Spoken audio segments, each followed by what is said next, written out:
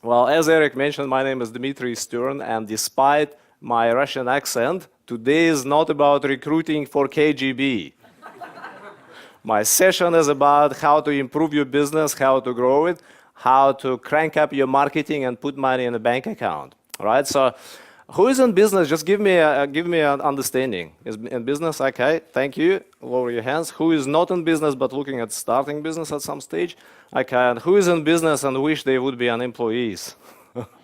Always someone like this in the room. Guys, let me tell you a little bit about, why am I here, why am I presenting, a little bit of my business background, I guess. I was born in a small and warm place called Siberia. Has anyone heard of that? Yes, small and warm place. And in Siberia, when you grow up, you turn 18 and they send you straight to army for 2 years. It's compulsory. So one lovely morning, I found myself sitting in a room with 400 new recruits, army recruits, and 2 officers came to the stage and they said, okay, you pieces of artwork, left part of the room goes to team 20A, and right part of the room goes to team 20B. So I was on the right side of the room, and 20A team went straight to Afghanistan. The year was 1987, right in the middle of Afghan war. A few of my mates were in that group, and some of them came back in the zinc coffins. So that was a bit of beginning of my life and the business career as well, because year 1989, do you remember what happened during that year? The Berlin Wall went down, I came back home, and the whole value system has changed. Previously, in order to be successful in the place I used to live in Russia, you have to be a party member, and then you're successful in life. You have access to perks and other things. Now, when I came back home in 1989, you have to have a business, totally new concept. And my idea of business was to scrap as much money as I can from all the relatives and buy a concrete delivery truck. So I didn't know much, so I just, bought concrete delivery truck. The money I had, I couldn't afford to buy, good big one, so I bought just a small one. When you think about concrete delivery truck, what comes to your mind? A big, bright, yellow and red with a spinning back, right? This is not Siberian Russian concrete delivery truck. Back then, we used to have a box, steel box, which fits 2 tons of liquid concrete. And you lift it up with hydraulics, and the concrete flows back in the distribution. Now, when you finished, you use the sledgehammer to hammer off the residual of that concrete. What I did not quite estimate or didn't think through was that average winter temperature in Siberia is minus 20. And you have only about 25 to 30 minutes to deliver the payload to that construction site. And if you don't, then you have frozen 2 tons of concrete in your back, right, in the back of your truck. So one night I was doing delivery to a construction site, and the engine, it was old truck. It just stopped in the middle of nowhere. Funny how all these construction sites in the middle of nowhere. Now, it was year 1990, with no phones, no means to contact anyone. So I was just sitting there, helplessly watching how my business goes down with every minute passed, right? 2 tons of concrete just settling in the back of my truck. Then eventually I found someone to tow me back, and I've spent 2 weeks hammering off 2 tons of concrete with just sledgehammer. I was looking at my palms, blistered palms, and thinking, maybe there is a better way of doing business. Maybe I should work not with a brawn, but with something here, right? So that was my experience with the business. Now, I've been living in Auckland in New Zealand for the last 16 years, and for 10 years, I've been involved in working with the businesses and helping them to get more customers, sales, retain the customers. So this is the subject of our today's presentation. I'm going to teach you 8 keys how to first get as many customers as you can service, and secondly, how to retain them, how to turn them into sources of referrals. Who's excited about that? Yes? Okay, great. So let's get straight into it. Is it working? I need to switch it on, and then it will work.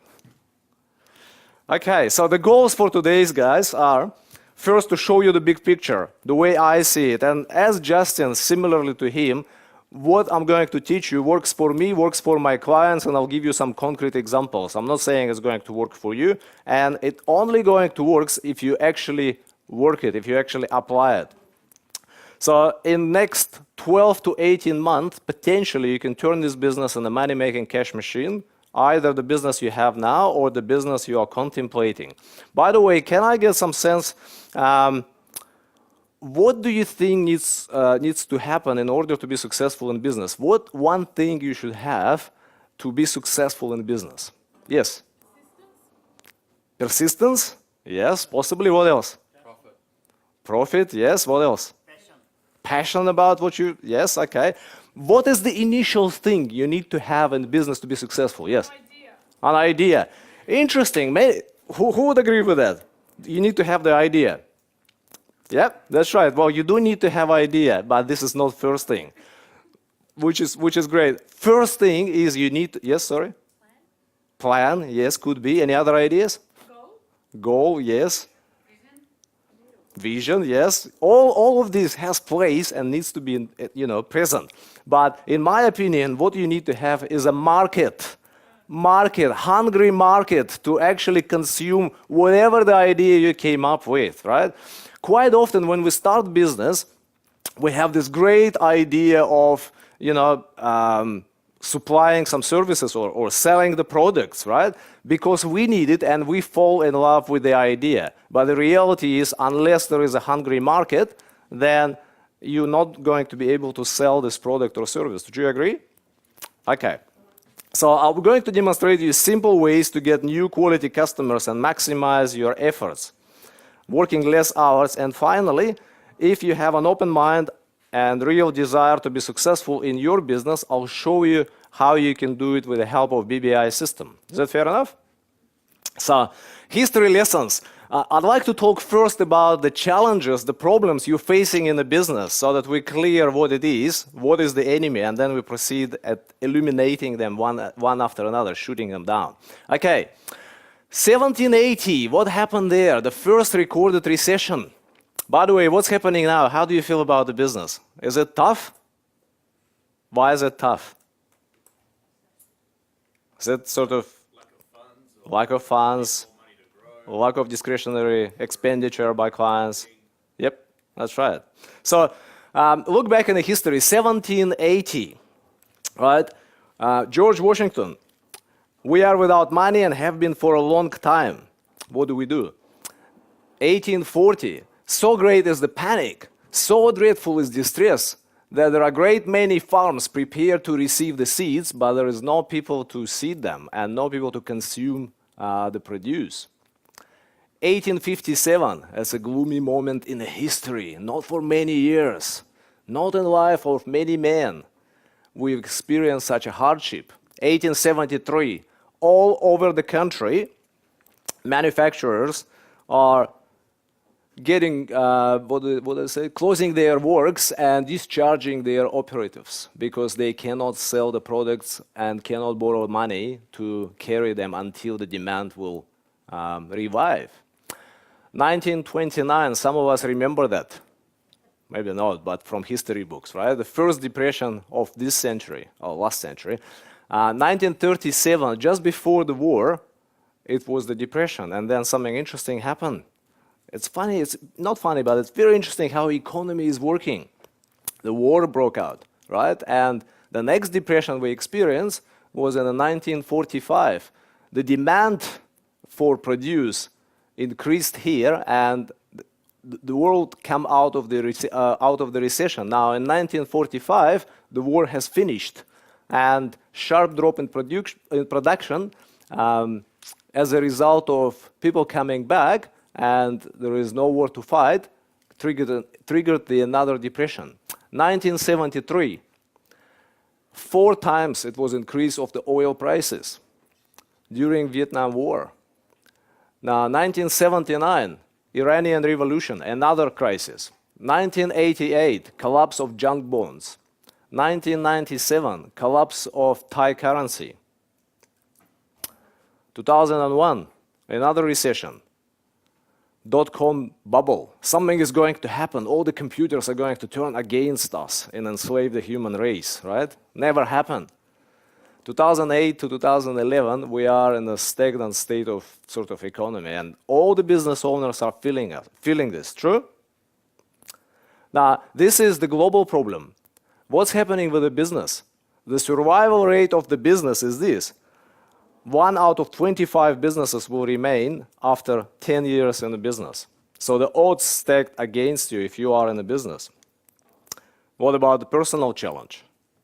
This is what happened. We all have big dreams to spend time with our loved ones, buy toys, go on a holiday, enjoy the life. But the reality is we have to work harder than ever in order to make money we used to make in the business 3-4 years ago. And retirement age or being retired for 95% people is not an option.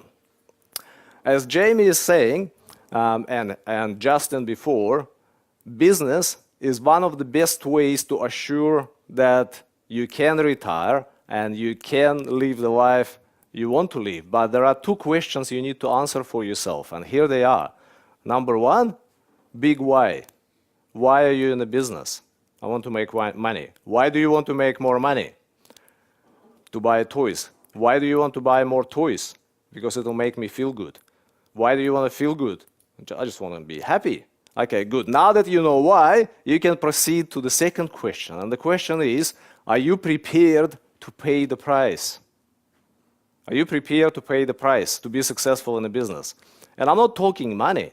I'm talking about hours and years of persistence. Who was saying persistence? You were saying persistence. Absolutely. Sweat, tears, sleepless nights, thinking, oh my God, I'm in such a mess personally, with business, with the finance. How can I get out of it? Who knows what I'm talking about? Well, if you don't, then be prepared for it, because you will experience it at one stage or another. So, in my opinion, 80% of your success in business is all to do with your mental stamina, and only 20% here at the bottom is to do with your ability to market, sell, and deliver. Right? So 80% of your success of being in the land of the happy business owner is to do with your mindset.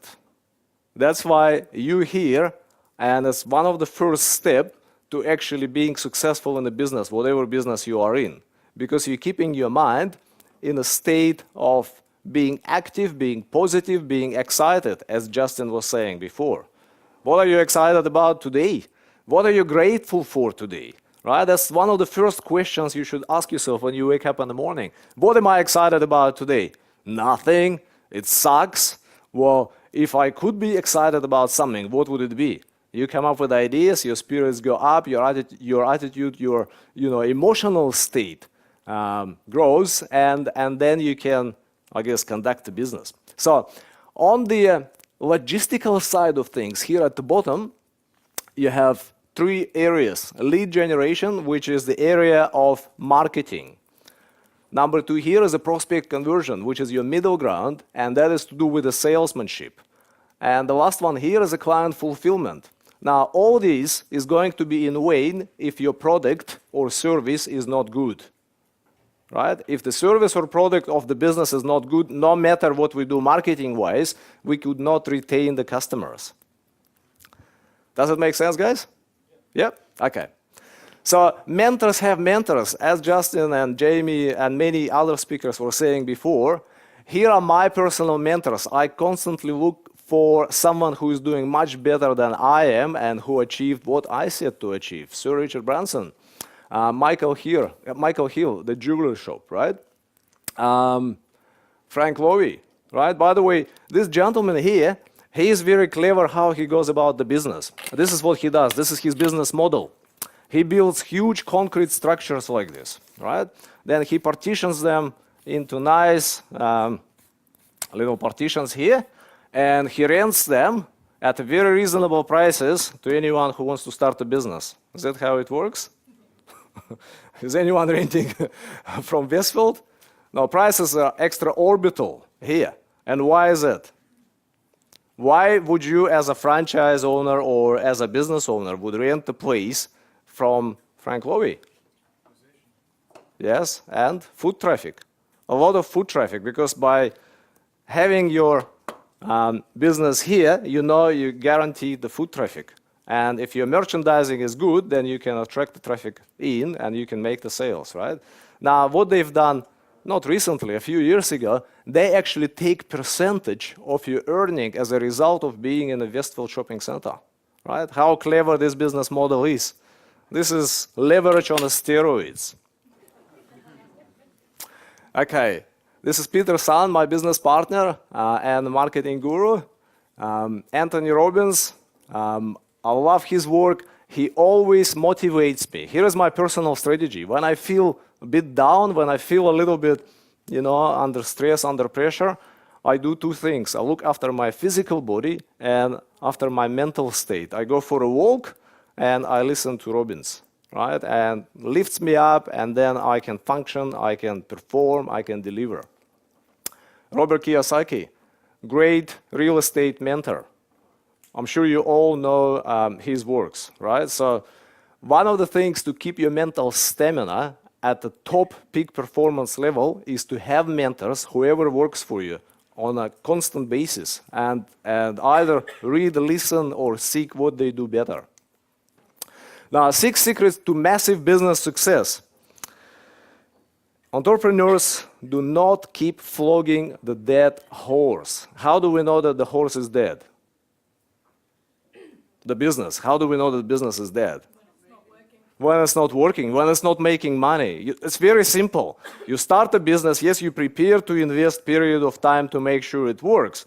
But if it doesn't after that period of time, you do one of two things. You change something, or you get rid of it and you do something else. True? Okay.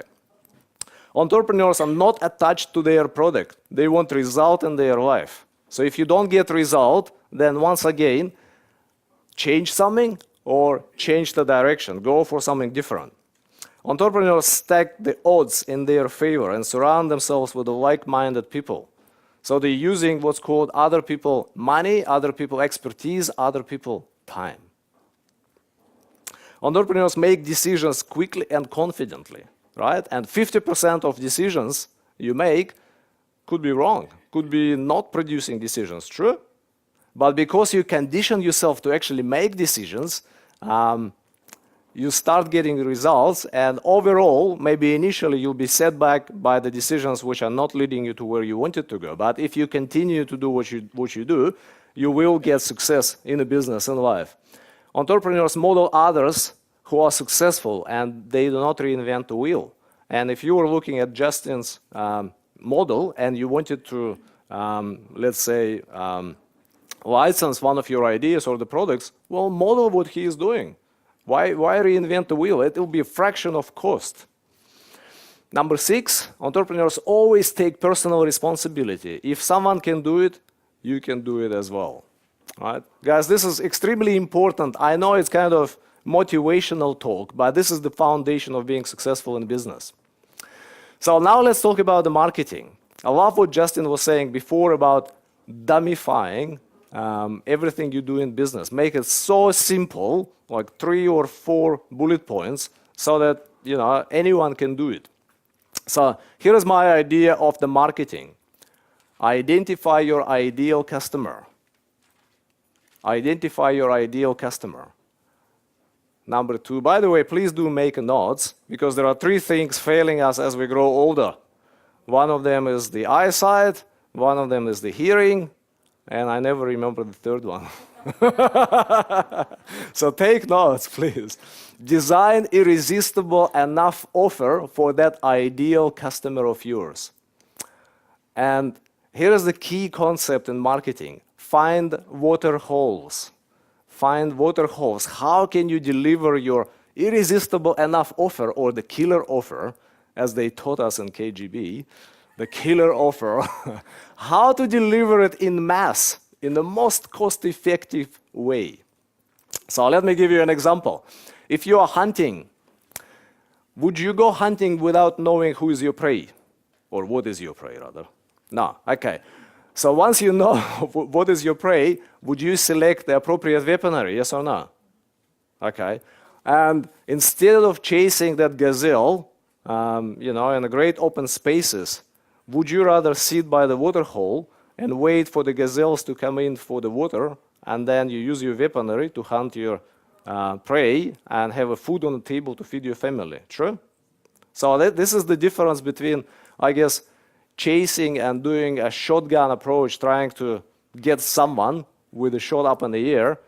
Instead, you just sit there, you plant your facilities, marketing facilities in this case, and once your prospective customers coming in, you capture them in a great numbers, I guess.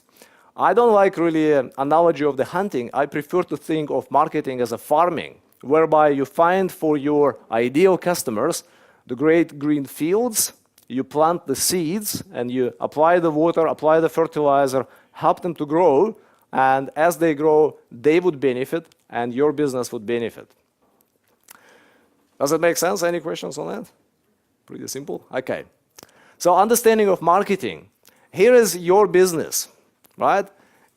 You have the product or the service which you're planning to deliver to the market, right? So at this point of time, it's pretty simple. This is your market. You have identified it in a previous step. Now, what you need is the system, the glue between the products and the market. For those of you who own the business, do you have good products or good services? Do you stand by them, right? Do you know your market? Who you trying to sell it? Who you service? Yes or no? You do?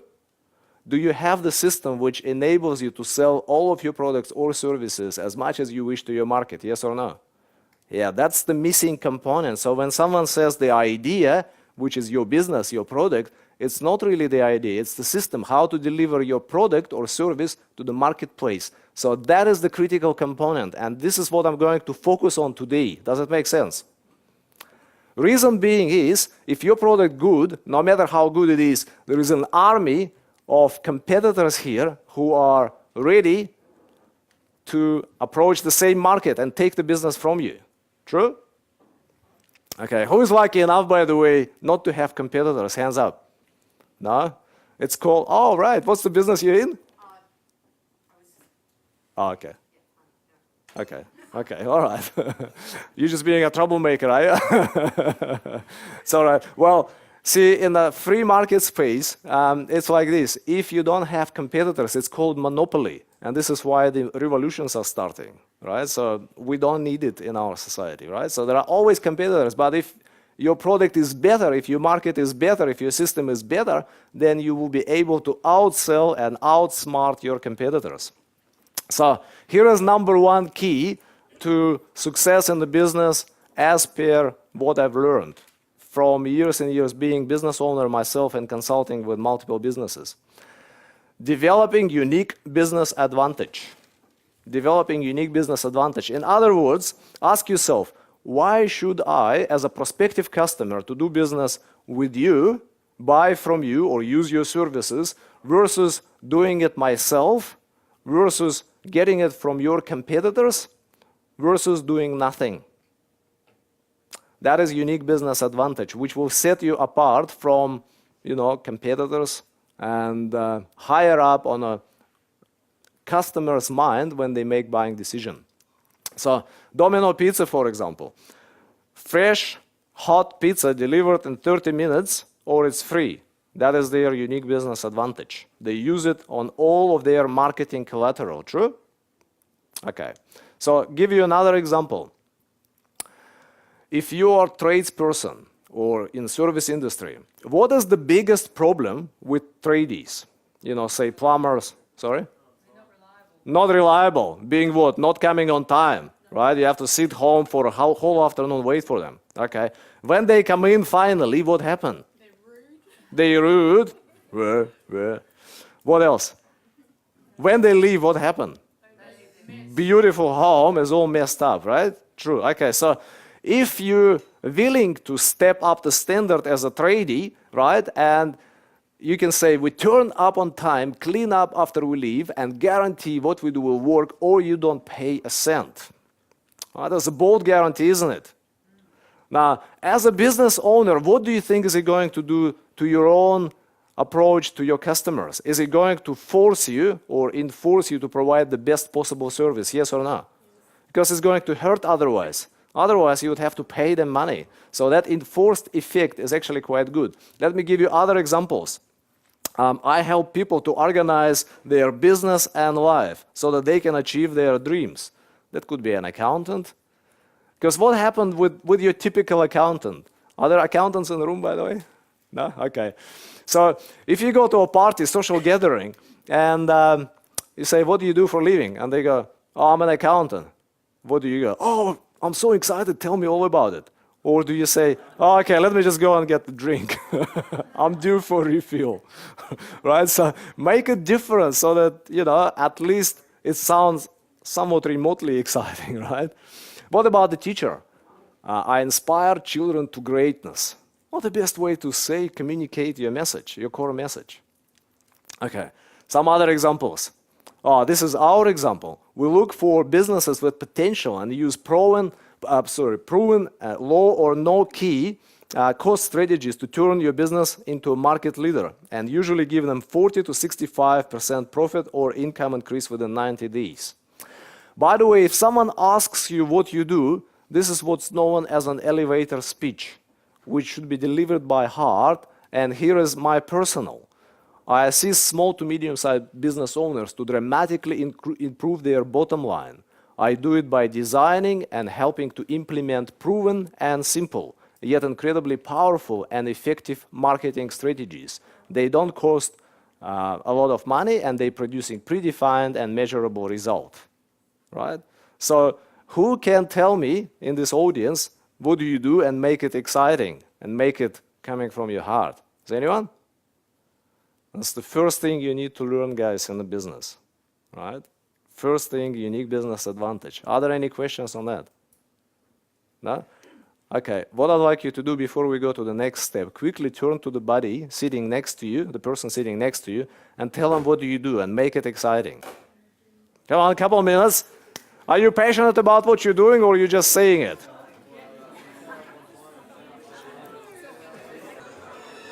Okay. Back to the presentation, guys. Thank you for that. So what did you find from this exercise? That you have no idea what you're doing, right? Well, but this is the core message, the core message. Let me tell you something about core message and I guess the unique business advantage. If you are a big company like Coca-Cola, for example, what is their core message? What is their unique business advantage? Please tell me. What do they use on their slogans? Or they just use enjoy. How cool is that? Enjoy, right? And I don't know if you've seen it on the YouTube, there is a video of the bloke coming to the vending machine and dropping the coin in it, right? And the camera goes beyond the vending machine and there is a whole world behind and a whole bunch of creatures, fairy creatures, creating the Coke bottle and they're kissing it and there is a fireworks and then the bottle comes out and the guy takes it, sips it and goes, So that is the core message, right? It's very important. Big companies spending a lot of money to communicate the core message, right? While small businesses kind of not sure what to do, how to go about it. So please educate yourself on it and develop core message and use it all the time in all of your marketing collateral. So number 2, by the way, at this point of time, 4 keys, there is no money to be made. It's only preparation for turning business into being successful. So number 2 here, objective is to focus on attaining your financial goal. To know at any given stage whether you are on target or not, right? So if you don't know where you're going, if you don't know your financial goal, then how can you get there? Then if you don't have measurements in place to see how you're going on day-to-day basis, how can you get there? You just get, wherever. So number 1 here is to define your sales, profit and activity goals and targets, right? So if you have got it in your mind, then jot it down. This is for you guys. Jot down what financial target you wanted to achieve in the next 12 months. Money, put down the figure, what you wanted to achieve next month. Okay, define your ultimate business objective and your exit strategy. The best way to build a business is to keep in mind that at one stage you're going to sell it or sell your share in that business. Right? Otherwise, the business will own you if you don't have the exit strategy. And your dream of having more time, like what Justin was saying before, why did you start business? I want to have more time. How did it work for you? Okay, so number 3 here, let your staff know what is expected of them and the targets they have to achieve. Right? And if your staff is yourself, then talk to yourself about your targets.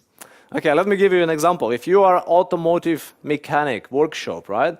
Your 12 months goal is to get 1.2 million turnover, right? This is how I would work it in my business, and this is how I would work it with you as well for your business. 1.2 million turnover goal divided by 12 months is 100,000 per month. Next, tokenize it further. Let's say that the business works 48 weeks here. 1.2 million divided by 48 weeks, 25K per week. An average sale value, which is very important concept for you to know, how much do you sell on average to a client? For mechanical workshop is $300 per client. True? How much do you spend at a mechanic? Too much, yeah. Well, depending on the car you have. So on average, would you agree 300? Yeah, 200, 300? Okay.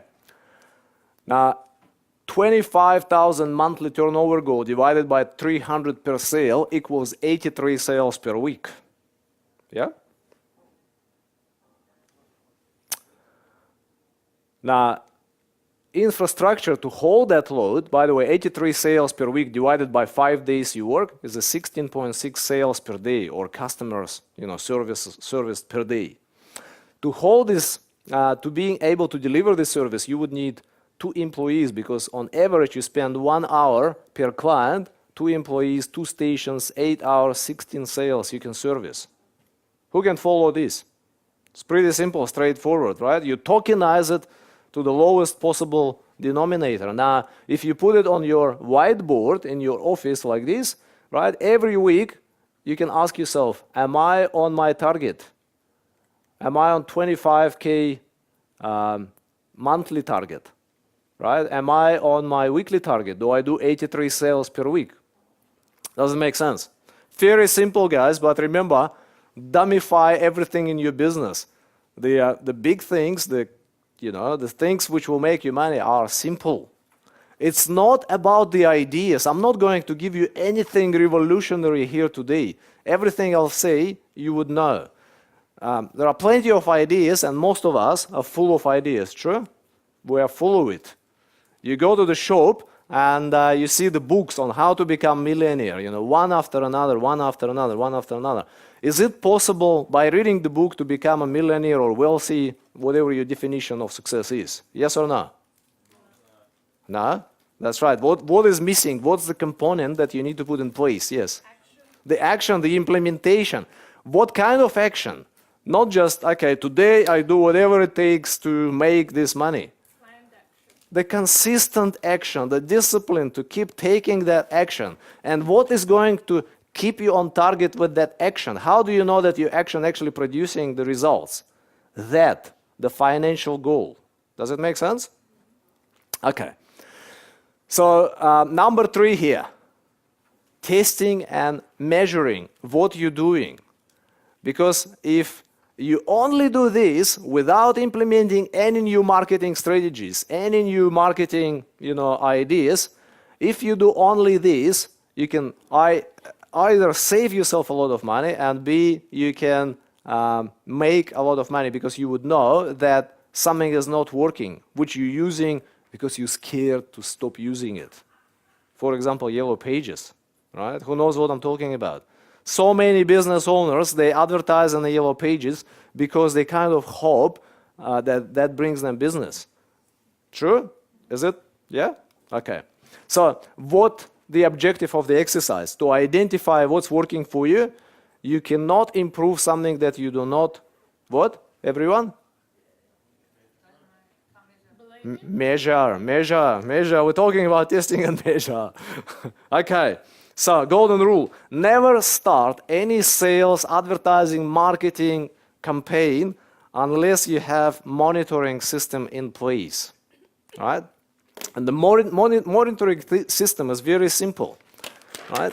So you can just have it on a sheet of paper and you can say promotion. What you're doing, your sample of your collateral. If it's your, for example, Google AdWords, right? Or if it's your classified ad, then you describe the promotion and you attach the actual copy of the ad you're using, right? Then how much money you spend. So we're spending this much money, say $450 per month on a Google AdWords, right? Now, next one is how many leads do we get from it? How many leads do we get from it?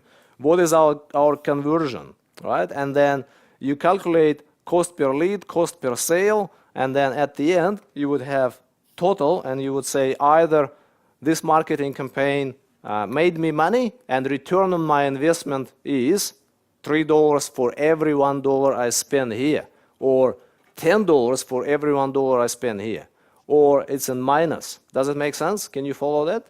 It's pretty straightforward, isn't it? But having one form per each marketing promotion you have in place will save you a lot of money. Can you see that? Okay. It's all about the execution of your ideas. How you execute it. As they told us in KGB, it's all about executing the ideas, not about having the ideas. Okay. So what can you test? I'll give you some examples. What can you test? You can test headlines using different headline for different promotion. Sorry, for the same promotion but different headline. You can test an offer. You can test a price. You can test the opening statement. Right? If you are a retail shop, you come to the retail shop as a consumer, what the sales rep is asking you typically? What do they ask? May I help you? And what's your standard answer? No, I'm just looking, right? So what could be a better statement, opening statement in this case? Sorry? How can I help you? Yes, it could be better than previous one, but it could be improved. How could it be improved? Tell us. Yes? Is there something specific you're looking for? It's better than the previous ones yet again, but it could be improved. So give me an example. How can it be improved? Come and have a look at these items. Yeah, that's kind of forceful way. Come and have a look at these items. Yeah, that's okay. That'll work as well. Have you been to our store before?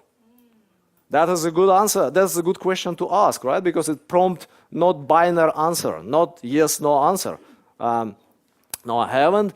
Oh, let me show you our specials today. By the way, what brings you here? Are you shopping for something particular, or are you just doing window shopping?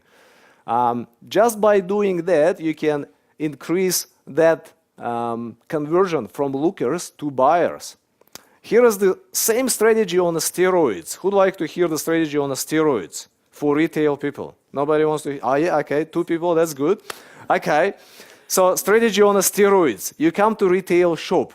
The sales rep, very helpful, smiling, coming in and say, hello, have you been to our store before? No, I haven't. Yes, I have. Doesn't matter the answer at this point of time. Would you like a tea or coffee? Wow, what a concept. And then you say automatically tea or coffee, depending on the type of person you are, right? So the person goes away while you're browsing and brings in a plate in real China with a plate of hot drink, coffee or tea. Now, as a consumer, what happened to you right now? You're holding the cup of hot drink in your hand. What do you have to do now? You got to stick around, right? And as you stick around, you give opportunity to a salesperson to speak with you, right? So do you see how different your results would be comparing to a whole bunch of people coming in, going through this merchandising, aisle and coming right out? Is it different, yes or no? I mean, you've paid a lot of money to lease the place, to stock it. Do you agree? Okay, sorry, let's just finish here. Opening statement guarantees combination of your target market the media you use to reach that target market. I'll talk about it in just a moment. Number 4 key, we're still not making any money, we're just preparing for making money. Number 4, target your top 10% of potential customers. So to identify the most profitable customers, the old 80-20 rule, the Pareto rule, right? What does it say, the Pareto rule? 20% of your customers responsible for generating 80% of your revenue in a business. And reminder, 80% of the customers responsible for 20% of revenue and a lot of headaches and pain and proverbial, true? So why don't you adopt this strategy? So number 1, identify who is your top 10 or top 20 customers, right? Number 2, profile them. Ask them a question. I call it love-hate question. What do you love about our business? What do you hate about our business? What do you love about our product? What do you hate about our product? What do you love about the industry? What do you think could be improved? If you don't like hate, just use what could be improved, right? Okay, so concept, do not spend money on ineffective ads. Instead, bribe potential new customers with a free, risk-free offer of the product or the service, right? So, give you an example. Instead of restaurants spending $1,000 on attracting new customers, they take $1,000 and use it to give away 100 free $30 meals to top 10% customers. And that's the key. If you give a free meal to everyone, if you target everyone, what do you end up with? A whole bunch of homeless people coming to restaurant, right? And improving your ambience, right? No, of course not. So target is very important. So, of course, the $30 meal costs $10 to $15 in the real cost, and only cost restaurant the money if prospect turns up and takes that offer, right? So let's test this theory. A friend of mine opened a restaurant in Melbourne CBD, and he says that if I mention the name of the restaurant to you guys at this seminar, he will give you 10% discount. You just have to tell that Dmitry sent you. How many people will go? Okay, well, 2, that's fine, that's good. 3, okay. What about this? Story is a story, a friend of mine opened a restaurant in Melbourne CBD, and he says to me, it's a really nice Italian place. They're doing absolutely amazing, mouth-watering wood pizzas, wood-fire pizzas. If I mention it at this seminar, and you mention my name to my friend, he will give you a meal to the value of $30, absolutely free. Who is going? See the difference? See the difference? This is how marketing should work. Now, why am I mentioning it to you? First of all, because you're here on Sunday morning. So you are committed, you are target market potentially. And I presume that you have money, right? Because you're interested in making money, so you could spend at the restaurant of my friend, right? My imaginary friend at this point of time. I have many of them in my head, right? So, but when you come in, now that strategy is going to fail unless you have critical thing in place. So as a free customer, but qualified customer, you come into the place of business, the restaurant. What do I need to do as a business owner? Number 1, absolutely minimum. I still have to redeem my offer, but I have to do something. What is it? Yeah, oh, definitely. I have to give you the free meal. Sorry? Impress, yeah, of course. I do have to impress them, assuming that my business is good and I have good product. I've given you something for free, so that I'm not wasting the money. What do I need to do? Yes? Make sure they come back. That's second. Make sure that they come back. How do I do that? That's right. How do I do that? What do I need to ask you? I need to get something off you to make sure you come back so I can communicate with you. Details. That's right. You need to get their mobile phone number, email address, and preferably home address, right? Now, we've tested this theory with Pizza Shop just recently, and we asked counter staff to ask people coming in for their details, contact details. And they have form, right? And we even had a raffle. Win the pizza supply, complete this form worth of $100 pizza supply for your family. We have 2 problems.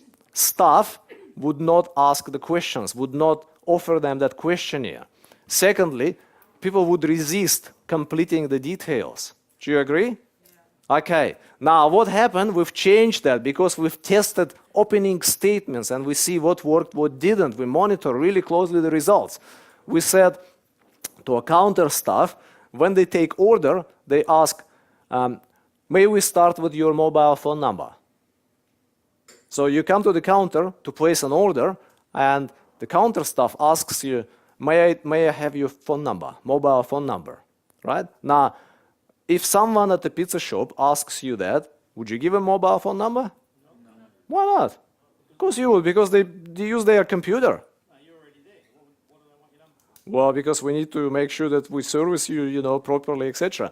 Look, some of you won't give the number. Some of you won't do like anything, no matter what we do marketing-wise, right? Which is fine. We have diversity of people. But most people in that particular case, as tested, given their mobile phone numbers, which then was captured and used to send the text messages with the special offers to that database, right? So we're building that database. Does it make sense? Yeah, it's proven. Now, what we've done with text messaging is this. We send text messaging with 4 different special offers, killer offers, to collected database of the names. One of them outperformed 3 others, right?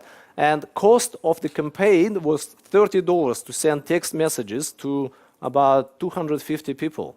The shop made extra $1,600 in a day as a result of it. In a day.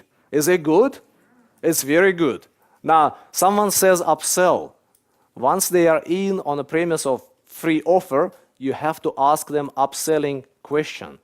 So if we're talking about the restaurant, what can you upsell them to? Garlic bread, that's good. What else? Wine, desserts, right? Does it matter though how you approach that question, the upsell question, yes or no? It does, right? So if waiter comes in and says, here's a wine list, right? And he or she walks away. Is it good upsell, do you think? No. The good upsell for the restaurant is this. The waiter takes the order, or he or she asks for the drinks.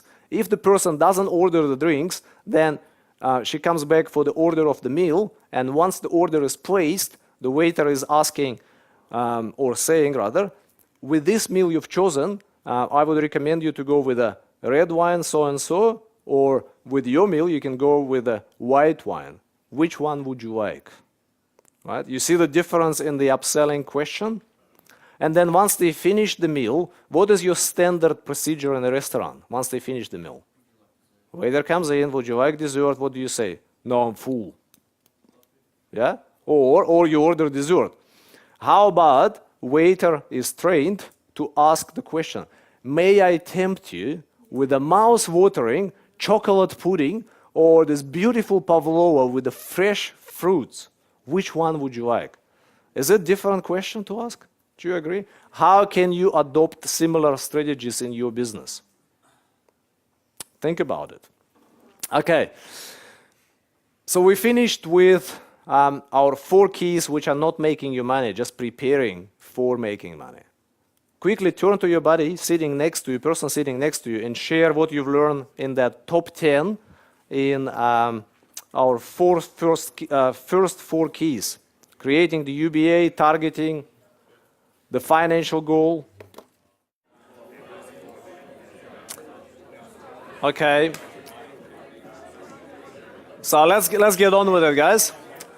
Number 5 is to create sales opportunities. So now you attract the prospective customers, which are hopefully qualified, and they do have money and they do need your products, and you genuinely believe so.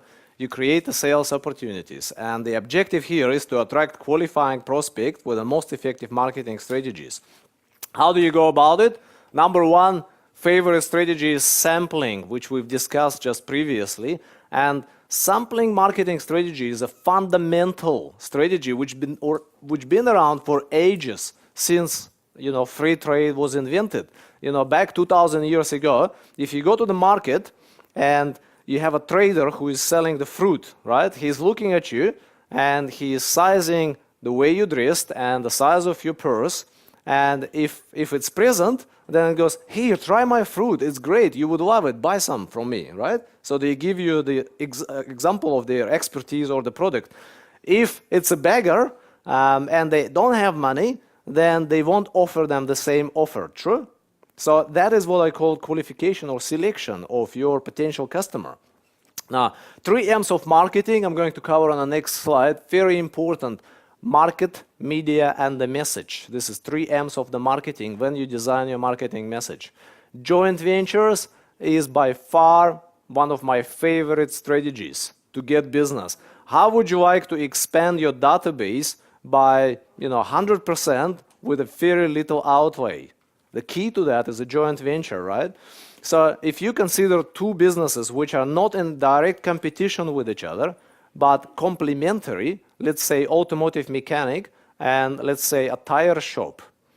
Both businesses have existing clientele databases, right? Let's say one of them is 2,000 and one of them is 3,000 customers. Now, can you set up potentially a joint venture between 2 businesses to add value to begin with to each respective database, and secondly, acquire a whole bunch of new customers at very minimal cost? Is that a good idea or not? Okay, let's say that you're proactive automotive mechanic and you go and see the tire shop person, right? And you say to them, listen, I'm running the business, I'm good at what I'm doing. Now, how would you like to get access to my database of 2,000 customers, well-qualified customers? What do you think the tire shop person would say? Yes, please. Or would they say, nah, we're getting as many customers as we need? Yeah, yes, please. And also they're going to say, what's the catch? Yeah? So the catch is, well, it's not really catch. I want to expand my business and I'm good at what I'm doing. Are you good at what you're doing? Okay, why don't we design a killer offer or irresistible enough offer for our respective databases?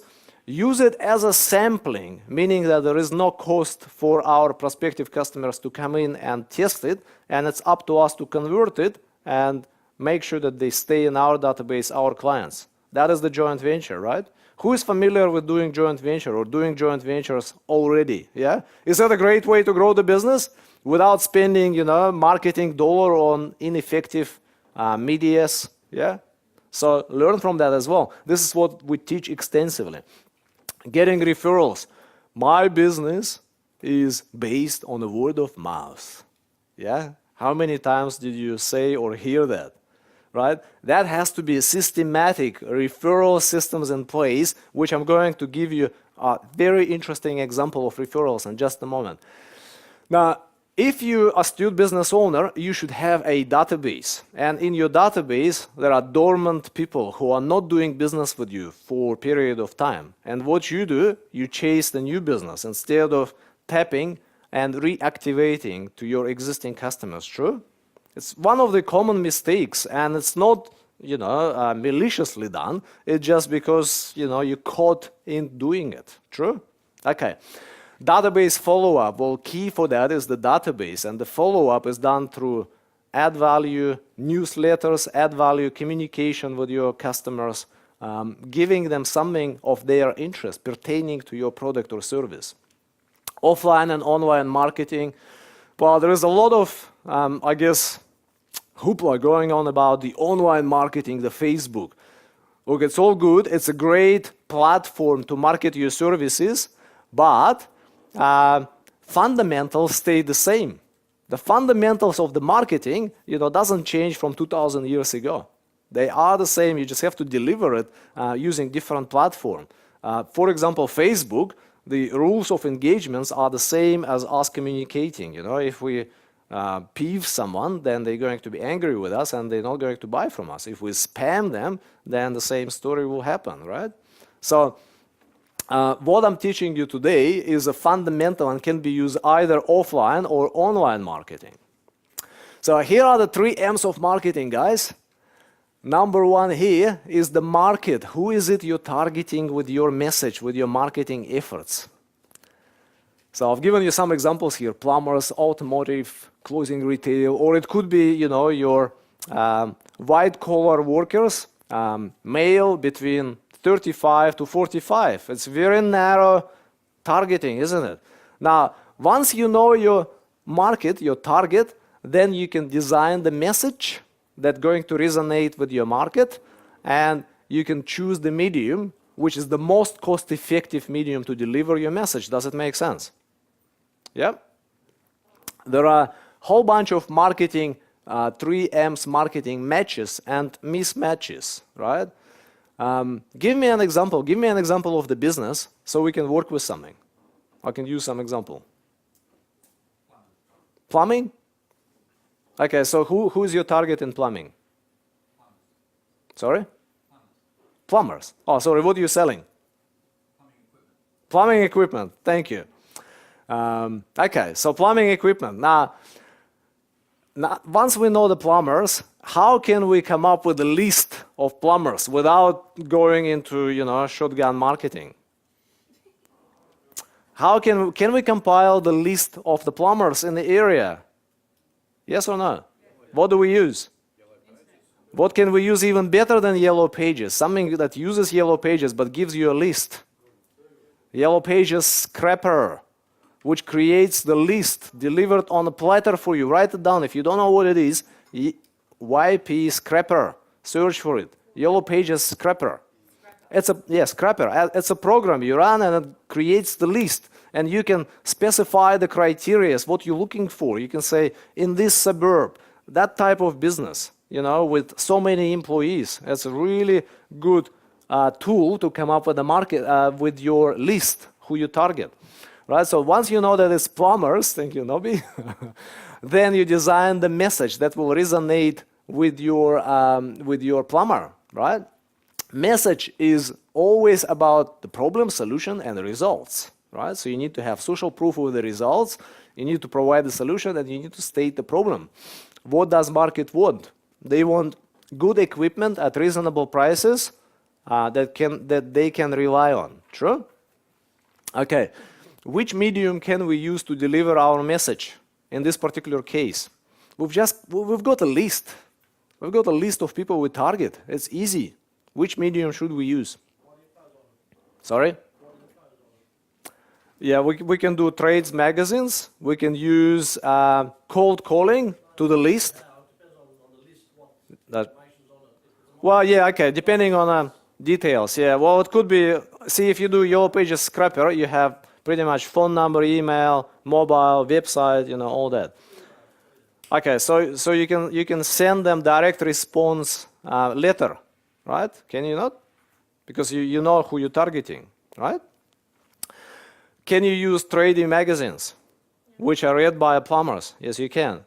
Is it a good idea to advertise in a broad media, like your newspaper, daily newspaper, yes or no? No. Why? Because it's not targeted. You'll be wasting a lot of money to, advertising to people who are not interested in your message and not your market. So when you design your marketing promotion, I don't have much time now to actually cover it in great details, but this is your principles of designing your message, designing your marketing campaign. Make sure you know who you target, make sure that the message resonates with the market, and make sure that you use the medium which is the most cost-effective to reach your market. Does it make sense? Yep. Okay, good. Moving on. Joint ventures. Now, here's the example of joint venture between two big guys, McDonald's, and someone is loving it, and Warner Brothers, right?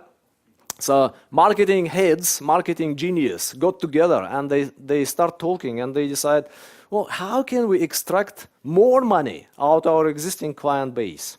I mean, you guys selling the best burgers in the world, right? And we're doing the best movies in the world, aren't we? Okay, well, how can we get to each other database and make sure that our customers are spending more money, even more money with us? Well, this is what they've done, right? As soon as the movie is released, 101 Dalmatians, for example, what the McDonald's sell?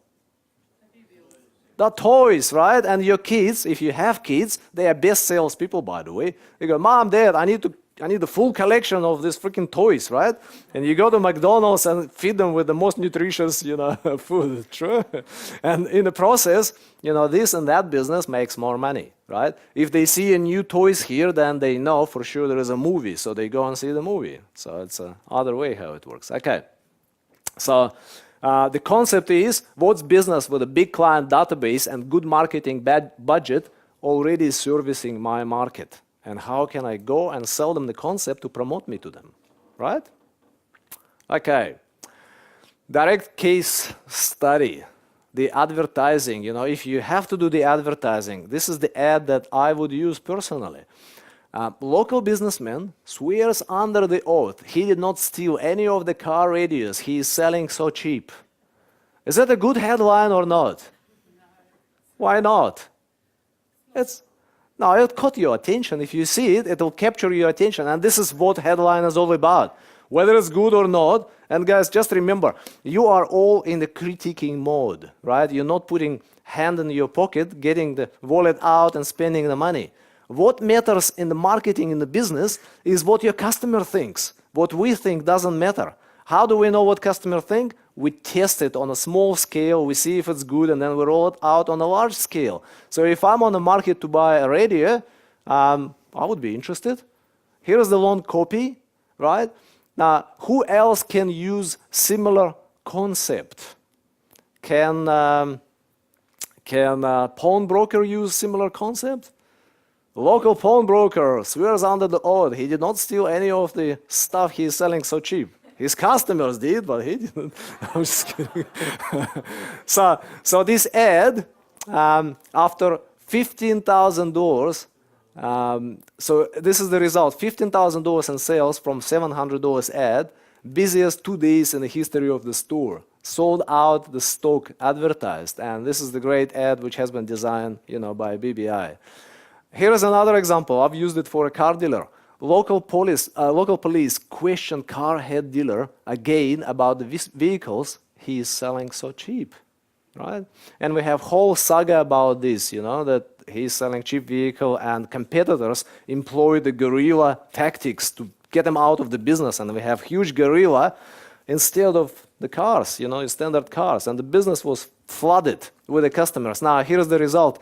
The guy sent me email in 2004 saying, I love the ideas. I'm also working towards finishing the business as I need a manager now, and my empire is growing. I've picked up Ferrari.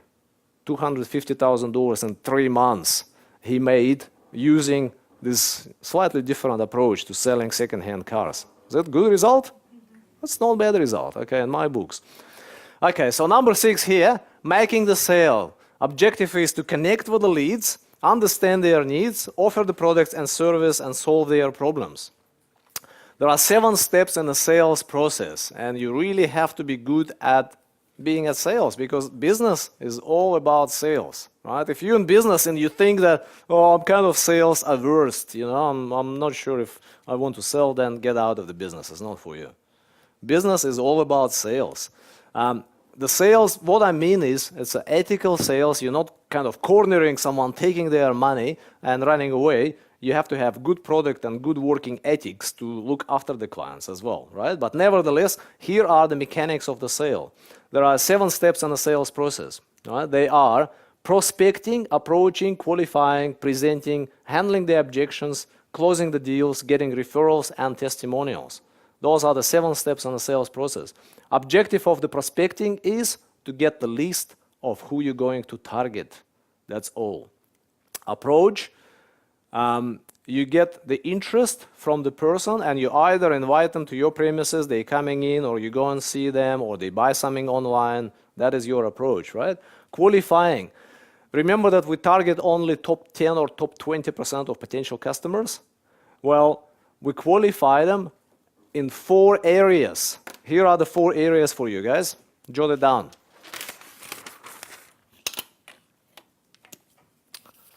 M-A-I-N. M stands for money. Have they got money to buy our product or service? A stands for authority. Have they got authority to make the decision to go ahead with you? I stands for immediacy. Immediacy. How soon would they want it to get started? N stands for need. N stands for need. Do they need your service? Do they need your product? So your qualifying questionnaire has to be designed so that you cover all of these 4 areas. And if you don't, then you'll be presented with the objections, which are going to be, I don't have money, I don't have authority to make the decision. I'd love to do it, but in 6 months' time, I'd love to buy your product, get a benefit out of it. And if they don't need it, then you don't waste your time, right? So that is your qualification process. You're presenting the solution to their needs.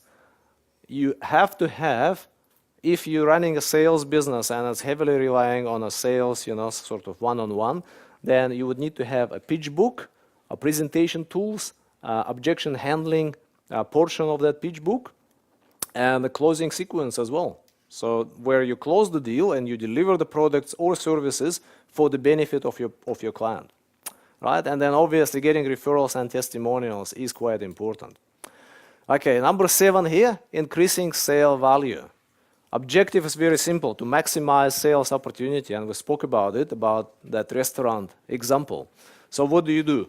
You upsell, you cross-sell, you have a checklist which you run through to make sure that customer bought everything they need to address their challenges, issues, to get the benefit.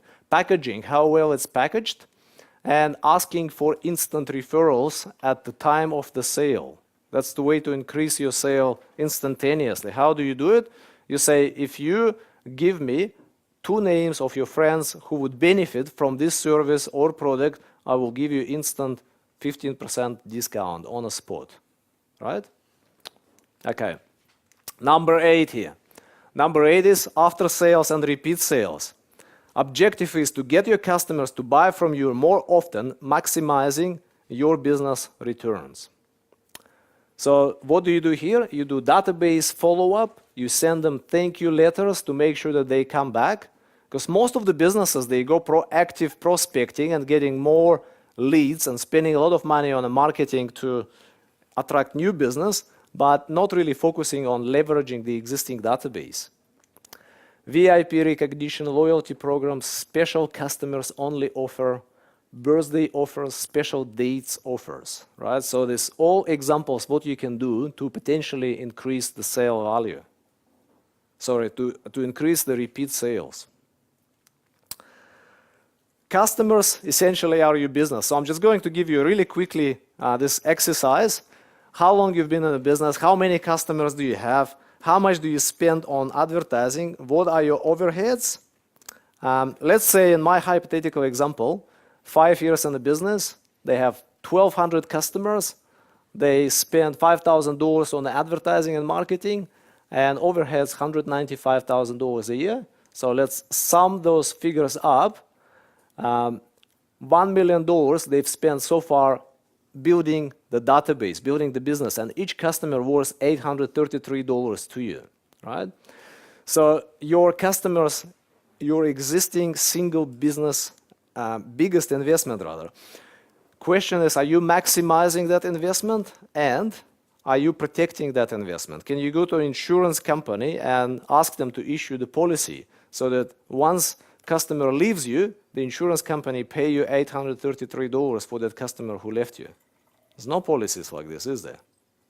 There's only one policy, and that is they love you. They really like to do business with you. That is the policy. So most businesses do not adequately protect their investment. One of my favorite marketing, ways to get more business is to have a referral programs in place, right? Why referral programs are good?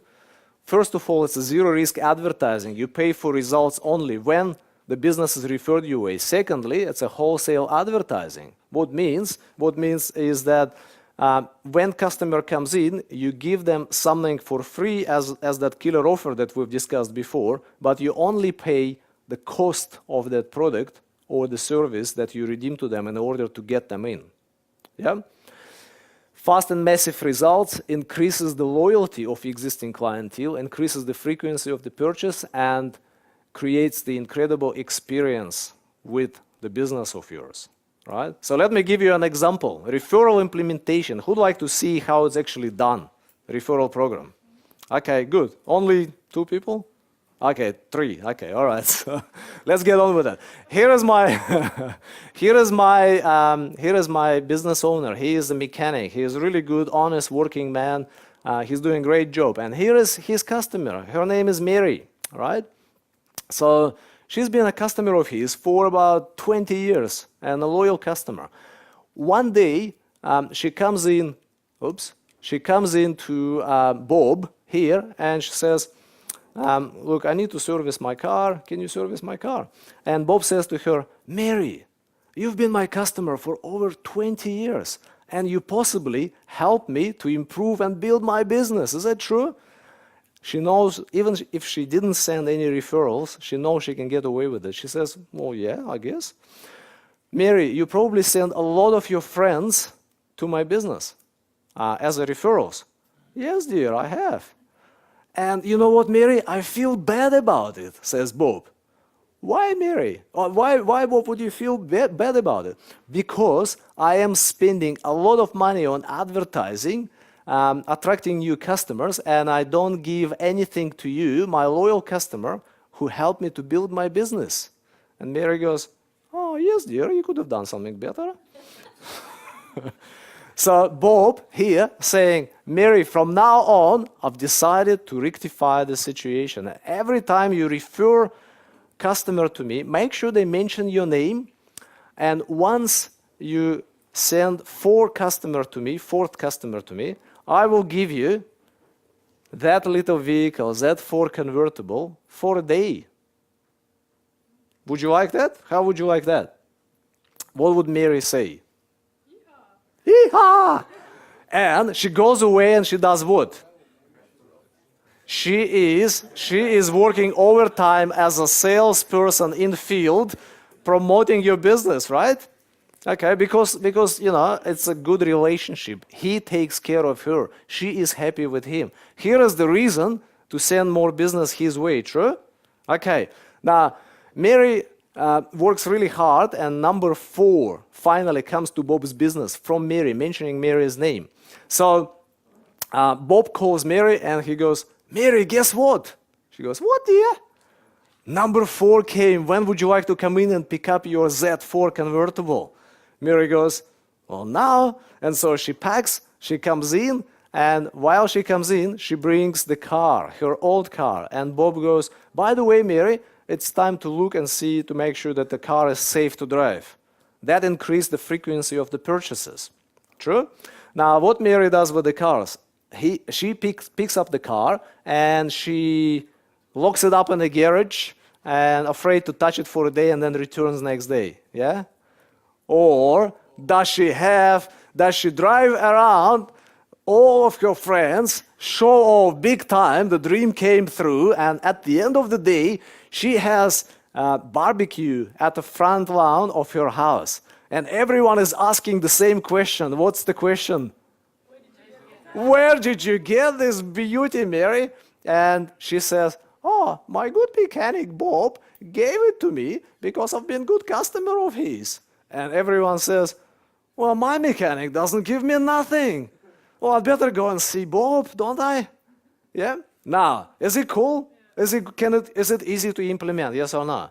Now, the key in that promotion is you have to be in the money when you do it. You have to be in the money. So here how it works. 4 people come here.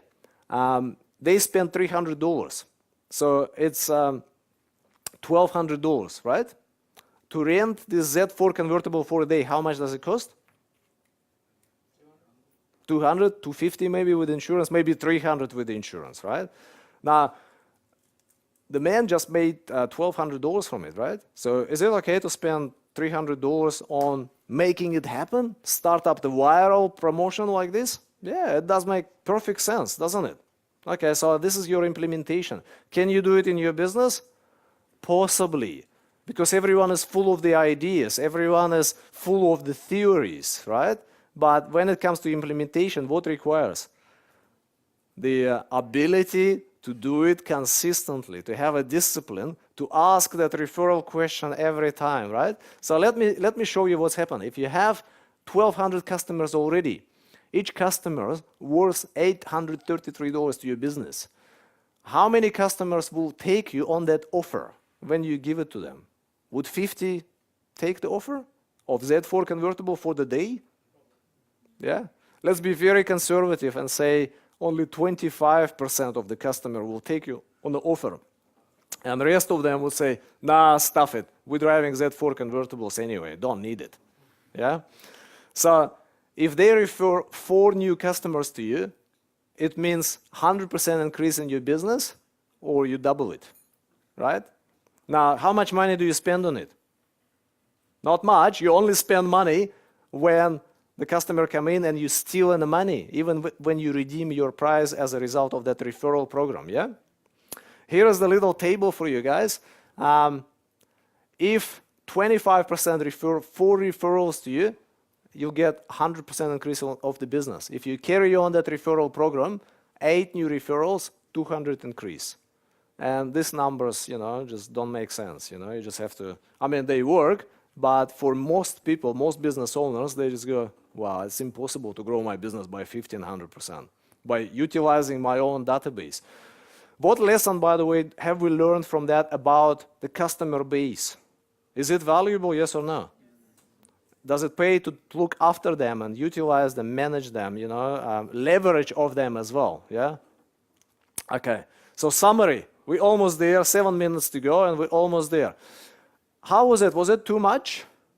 No? So 8 steps, 4 of them you make money, 4 of them you don't. 4 of them as a preparation. What are they? Let's just go through them really quickly. Number 1, defining UBA, unique business advantage. Setting financial goal, tokenize is the key word here. Tokenize, year, week, day. Okay, measuring sources of the leads, capture the names into the database, right? Number 4, targeting top 10%.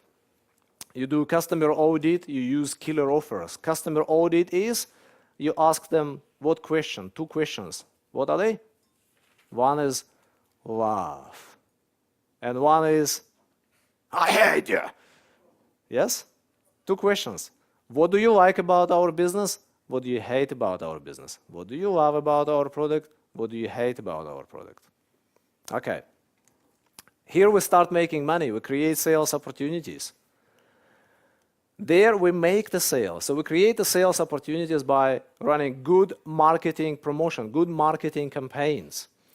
Making sale is to do with the salesmanship. You have to be good at sales, or your staff have to be good at sales. No point in generating the leads unless there is someone who can convert them. And if you're not converting them, your customers go cold. As simple as that. You know, no matter what you think, they go cold. The life happened to them, right? Number 7, maximize sale value by upselling, cross-selling, getting referral, packaging, bundling, debundling your products or services. Number 8 here, after sale and repeat sales, right? So, and we have referral strategy for you to do that. Okay?